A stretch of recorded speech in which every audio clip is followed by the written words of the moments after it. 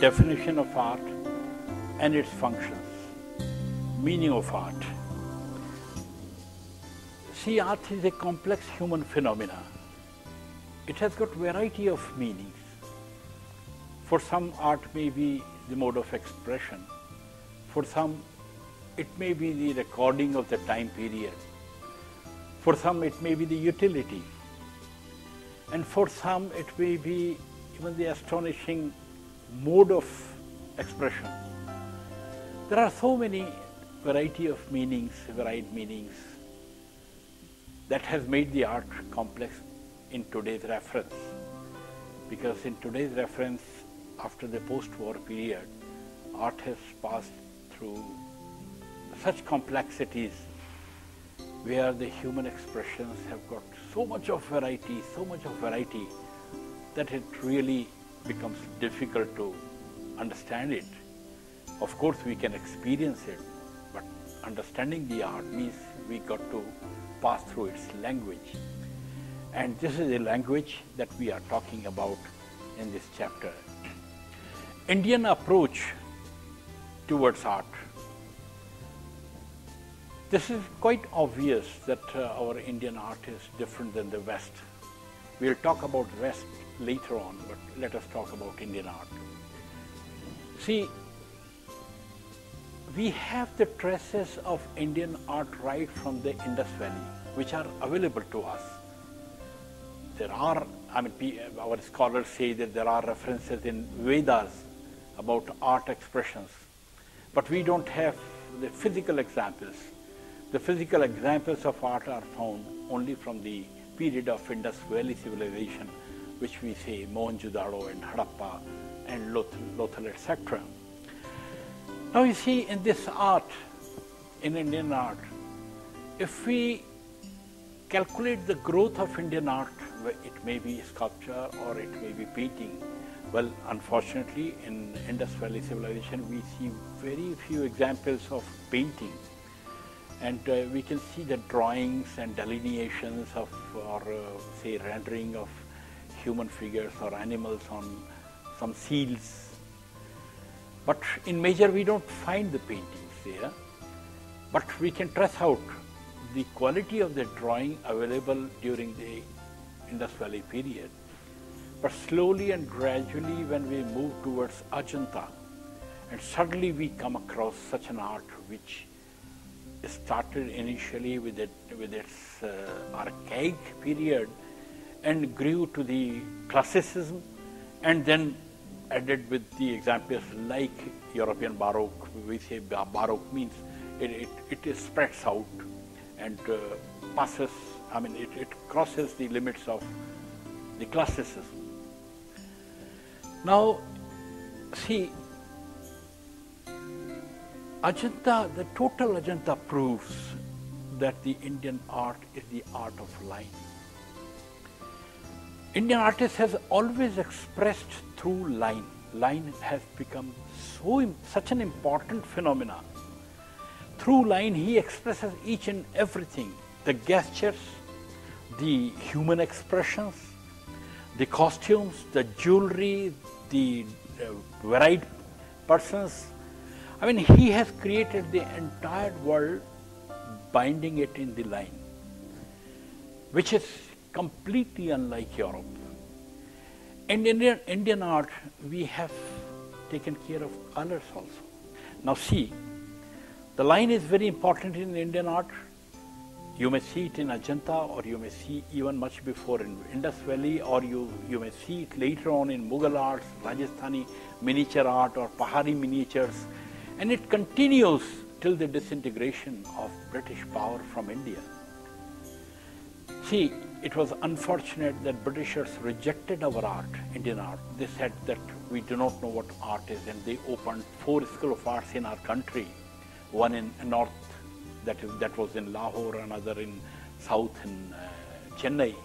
Third was, which was called as the Madras College of Art. Third was in Bombay, that was West India, and J.J. School of Art, and fourth was in Calcutta in the east. So they opened these 4 schools of arts and started giving the coaching to Indian students of Western art. We'll talk about Western art later, what Western art is.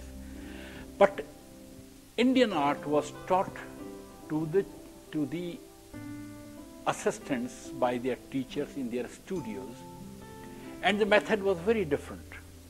They were looking at the world, they were of course observing the world, but they were going through rigorous, say, craftsmanship. They were achieving the craftsmanship, and later on, after coming from the studio of their teacher, they would start expressing their own. And of course, you know, in India we generated a kind of group styles also.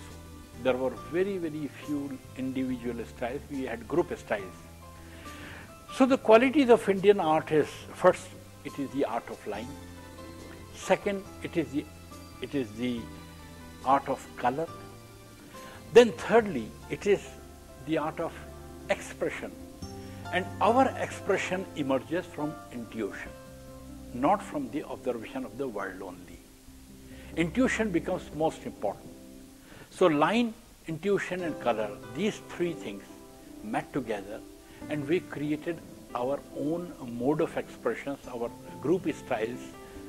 From Ajanta, if you move towards Jain school of painting, or in the mural school of painting in south, and then move towards Pal school, and after Pal school, if we follow it up in Mughal school of painting, then Rajasthani variety school of paintings, Udaipur, Jaipur, Kota, Bundi, Jhalawar, and Jodhpur, Kishangarh, Devgarh. All these arts are different in their forms. They are varied with their qualities, but still they are the group styles. And this way, Indian art created its own way of doing. And something like Chinese or Japanese, we had a very rich art form with different kind of expressions, completely unlike Europe. Now we talk of European art. Western approach towards art is from the intellect, not from the intuition like Indian art. They very intellectually observe the world, they measure the world, they measure each and everything, they bother for the perspective, it may be linear or it may be aerial perspective, but they are mainly concerned about the form. Indian arts were concerned about line, but the Westerners are concerned about form. Form is so important to them. Then they paint what they see. They always believed in what is existing in front of us. They never believed in the spiritualism or in that kind of intuition which Indian painters were doing. If an Indian painter was painting a Radha or Krishna, he would say that the Radha's image and Krishna's image is in his mind, in his heart, and he would paint it from his heart with the intuition. But if a Westerner painter is being asked to paint Radha and Krishna, he will keep the model there and he will paint the model. And see, if I have a model which is doing commercial work, it can never generate the feelings of Radha in her. It will be physical model, but that is what Western art is. Right from the Greek period till the beginning of Impressionism, what we see is the art that people observe. You see the world, paint it exactly as it is, with very little variations. Of course, there were variations. In classic period, they had different concepts. In Baroque, they had different concepts. In Rococo, they got over-ornamented. In Neoclassicism, they came out with different concepts. There were different movements there undoubtedly.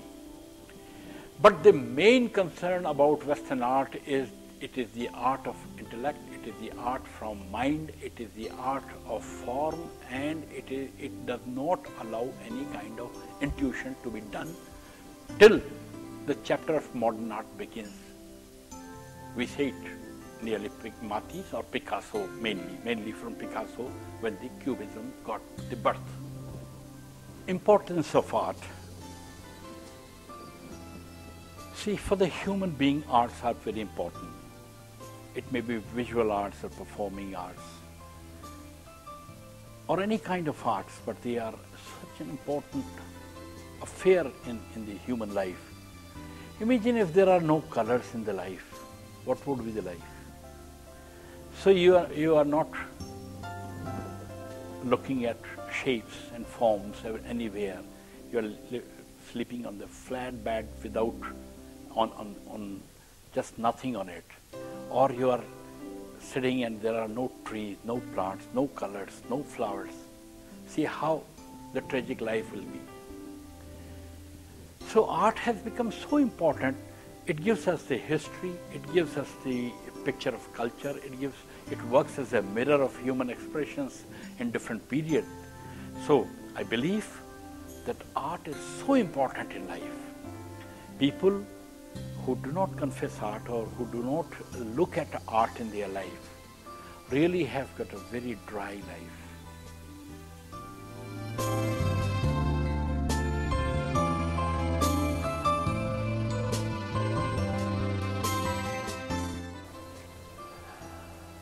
Well, I believe that art is produced from inside the man.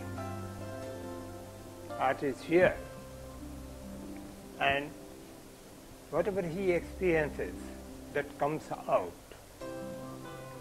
So, as a matter of fact, origin of art is inside the man himself. It is created here. How it is created? There are many effects that are assembled in the heart and that creates the image, and then it comes out. Well, meaning of art has to do something with the human feelings. One feels inside, he opens his mind, he either speaks in words, or he sings, or he paints, or he sculpts. So these are the ways of expression of a human being. If you take up history, you see how we have found art in the caves, in earlier caves, of those persons who knew nothing about art. Even they created art. In caves, long history is there, and artist is creating since that time. He was experiencing wild animals, fighting with them, then trying to express them on the raw and dirty and rough walls of the hills, caves. There are lots of examples of that. 5 or 10 years, 10,000 years earlier. Well, we had been very different from Westerns. You see, West is trying to visualize the visual experience that he is having from the hills, animals, man, and so on. He is experiencing in a very different way and is trying to create in the three-dimensional way. Well, Indian art is transformed. It is two-dimensional, mostly two-dimensional. They have eliminated all the extra elements which are creating three dimensions. Of course, there is something like three-dimensional in Ajanta painting, but that is very stylized and different than what Western world has created. Even Gupta periods, you see that all the sculptures, that gives a little realistic feeling, yet they are stylized. There is a lot of difference between the Western work of art and Indian work of art. We feel in a different way, they feel in the, they go for the study, face to face they study, they go for landscape, they go for creating animals while seeing the animals and other things. We apply more imagination, and there is more creative instinct in Indian art than Western art of that time. Just to motivate a person, just to move inside. You see, when we face a work of art, you see, we are so motivated from inside that we are lost for some time. As you must have experienced while visiting Picasso's museum there in France very recently, 2-3 years back, how he transformed visual form into various ways that were not experienced by Westerners, earlier Westerners, who painted in a very three-dimensional way. He created his own world of art. So artist has a world in himself. He creates his own world, and he is only the artist, or others are imitators. Man is a dead figure without art. If his heart does not beat, there is nothing in the world. It gives the human feeling. Art gives the human feeling. It is the inside that throbs. Art is created. There are two origins of art. One is mind, another is heart.